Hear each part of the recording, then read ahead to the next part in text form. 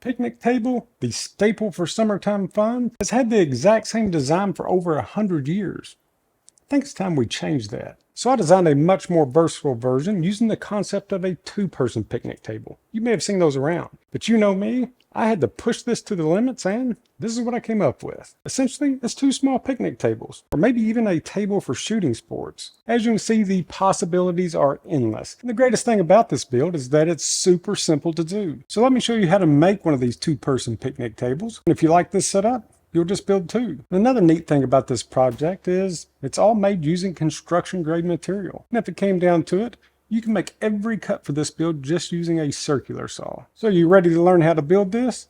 Let's dive into it. So these two-person picnic tables have been around for a while. They sell really well, and honestly, they're pretty cool. As you know, on this channel, we like to push things to their limits, and after looking at the design, I found a flaw. The current versions are pretty much limited to just a single function. So let's change that. So one of the cool things about this build is that it can be done just by using a miter saw or a skill saw. No other large equipment will be needed. So you can do this even if you do not have a table saw. Again, we're just going to be sticking to these smaller tools.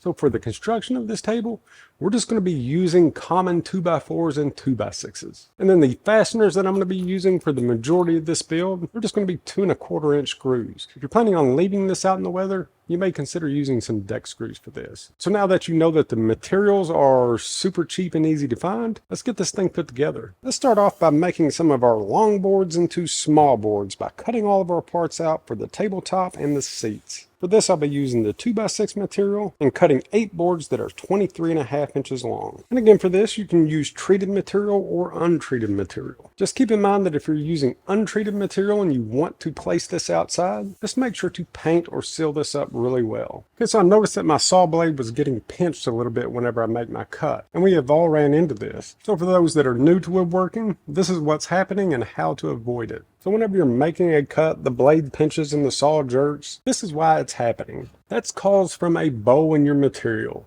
Notice that I have this board laying flat on my table, but see this gap underneath? So whenever I make this cut, these two boards will drop down to the tabletop, and the tops of the boards will actually pinch the blade, causing it to jerk or kick. So anytime you see a gap between your board and your tabletop, simply flip the board over, and then that's going to leave a gap on the opposite end. But by doing this, the material on our tabletop remains flat, so whenever we make this cut, we don't have to worry about blade pinching.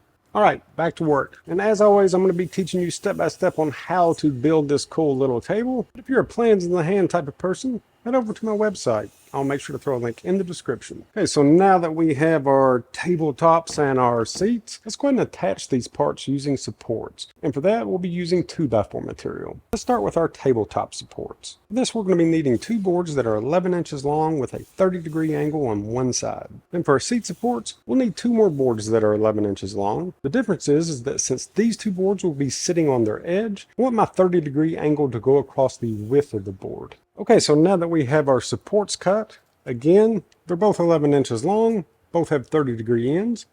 They just look a little different. And it's all on whether you cut the board flat or set it up against your fence. The ones that were cut flat like this, these are going to be for our tabletop supports. So I'm simply just going to put one of these with 2 of these top boards. And then these other 2, they're going to be my seat supports. So I'll just set these to the side with my remaining 4 boards for now. Let's go ahead and put the tabletops together. Since this version of the table will be made to split and transform, we have to have 2 individual tabletops. And each one of these are going to be assembled the same way. A 1/2 inch spacing between all of my boards. So I'm just going to use a couple of pieces of scrap wood as my spacer, and then a square for the sides and the bottoms just to make sure that everything aligns. I'll measure 6 inches up from my bottom edges, and then use this for a guide for installing my tabletop support. I'll simply align my flat edge of my support to the outside of my table board, and then attach these using 2½ inch screws. And then for the opposite side of my tabletop, I'm just going to move this left side over and use it for reference. I'm going to set my 2 boards up just as I did for the first one,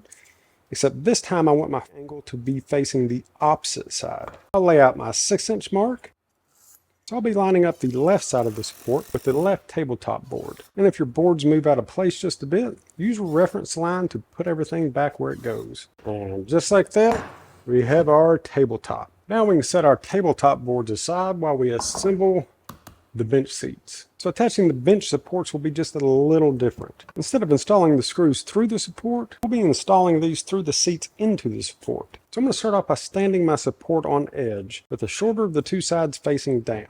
And I'll just use a couple of pieces of scrap wood as a blocking for my material. Now since these screws are going to be seen, I want them to be uniform. So I'm going to measure up 4 1/4 from the end, make my mark, and then to mark the exact screw placement, I'll measure in 1.5 inches from each side. Now that I know exactly where my screws need to go, let's get our support squared up. For this first one, I'll have my support angled out, and then to center the support, I'm going to line it up at 3.5 inches from the edge of my board. After you put in your first screw, make sure that you're still square on both sides, and then install your second. Then we'll just repeat this for our second board using our spacers. And voila! Now we'll just repeat this for our second one, making sure that the angled side of the support is opposite of the first. Alright, so I'm going to pause it here because I got in a hurry. And remember how I said that the short side of this board should be facing down on the second one? I didn't do that. So I'm going to unscrew this, flip the brace over, try again. Mistakes happen, and most of the time they're super easy to fix.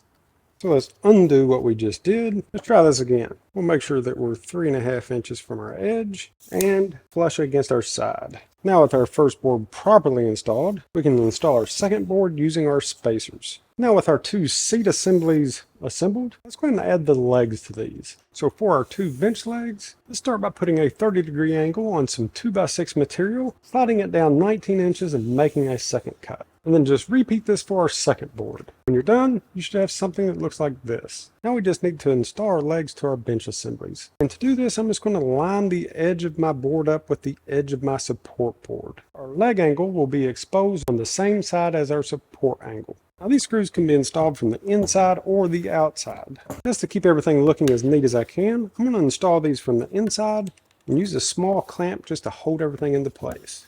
And now we're starting to look more like a picnic table. So now the only thing left to do is to make our main bracing to attach all of this to. That's pretty easy. Let me show you how. Alright, so we're going to start off by cutting our horizontal support boards. So if you're looking at the end of a picnic table, these are going to be the boards that you see going across the top and the bottom that actually support the benches and the tabletop. Typically these boards are one solid piece, but we're going to be shaking ours up a little bit by installing hinges in the center. So to make our top horizontal board, using 2x4s, we'll cut 2 boards at 11.5 inches long. And then for our bottom board or horizontal seat support, we'll be needing 2 boards that are 30 inches long. With those parts cut, we'll measure up 1.75 inches on one end and make a 30-degree cut from that center point. This is going to give it that picnic table look. Alright, so now that we have our top and bottom horizontal supports cut, this is kind of how they're laid out on a picnic table. The seats will attach here and our tabletop to the top. But since we want this to be able to fold up, we need to install some hinges. Now these are just common door hinges that I'm going to be using. They're 3.5-inch hinges and pretty heavy duty. The only thing that I'm going to be replacing will be the screws that come with this because they're pretty short. I'll be using some 1.25 inch screws. Essentially what we're going to be doing is putting these boards back together. And this is how I want my hinge installed. The easiest way to do this is going to be to install one board at a time. So for our first board, I'm just going to open this hinge up and then align the edge of the hinge up with the edge of the board. And then we'll attach the hinge to our second board in the same way. And once you have both sides of your hinges installed, I'm going to give you something that looks like this. And now, essentially we have a 60-inch board that can fold in half. And we'll just repeat this hinge install for our smaller horizontal support. And cut.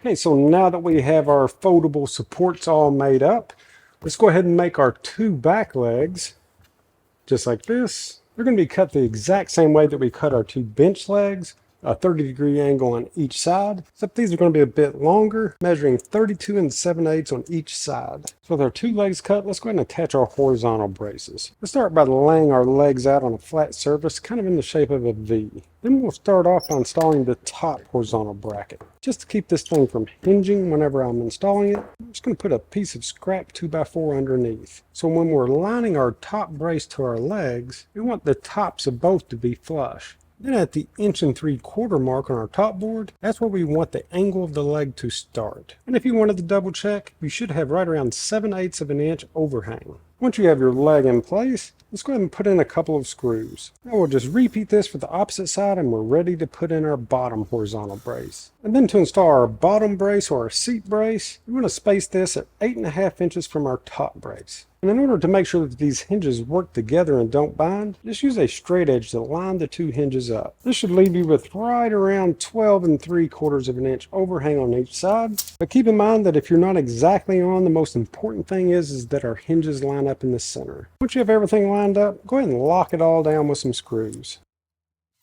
Alright, so now this actually looks like the end of a picnic table, except it has hinges. So since this will have a lot of pressure on it, we're going to add in some hinge supports. So what these will actually do is take some weight off the hinges, obviously, but it will also act as a second leg whenever this thing opens up. So it's going to make everything super stable. Installing these will be super easy because we're just following the edges of each one of our boards. Okay, so with our main support assembly all put together, let's go ahead and attach our benches. Then for my bench for this side, I'm just going to line it up with the edge of my board here. Once I get my first screw in, I can go ahead and get the clamp out of the way. Then we'll just repeat this for our second side. So now this is really looking like a picnic table. The only thing left to do is add the tabletops. So for this part of it, we're going to do it from the ground. It's going to be a lot easier, but this thing actually looks like it wouldn't be very stable, you know, just by looking at it, but it's actually very stable. Probably stretch out and take a nap. Let's get this tabletop on. Remember whenever we made our tabletops, we have an angle on one side of the board that's holding the two pieces together. That angle is going to be facing out. So let's start off by installing this left side. I want the edge of my left-hand board to match the end of my backboard and as well as flush with the back. Once we have that into place, let's drop in some screws. Now for this, if you wanted to add some extra strength, you could put in a couple of screws where the leg meets.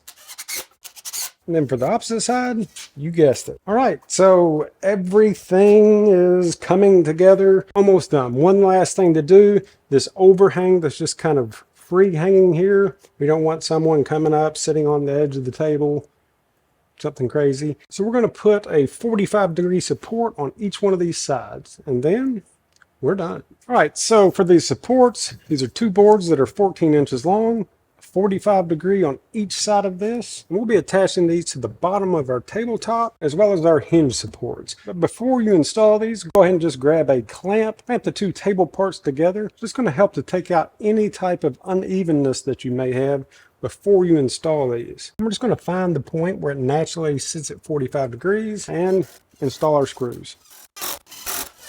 All right, table's done, good and sturdy, time for a picnic.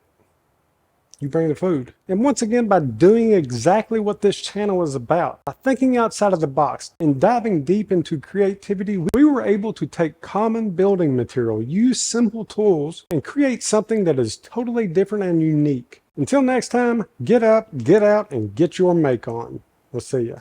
Imagine taking a pile of wood and turning it into something amazing. Now, imagine doing that without years of frustration. You do not need a fancy workshop, expensive tools, or years of experience. With Woodworking Kickstart, you'll build confidence and real skills in no time. So you can spend years making mistakes and learning the hard way like I did, or you can start building with confidence today. So join me in Woodworking Kickstart and let's get your journey started.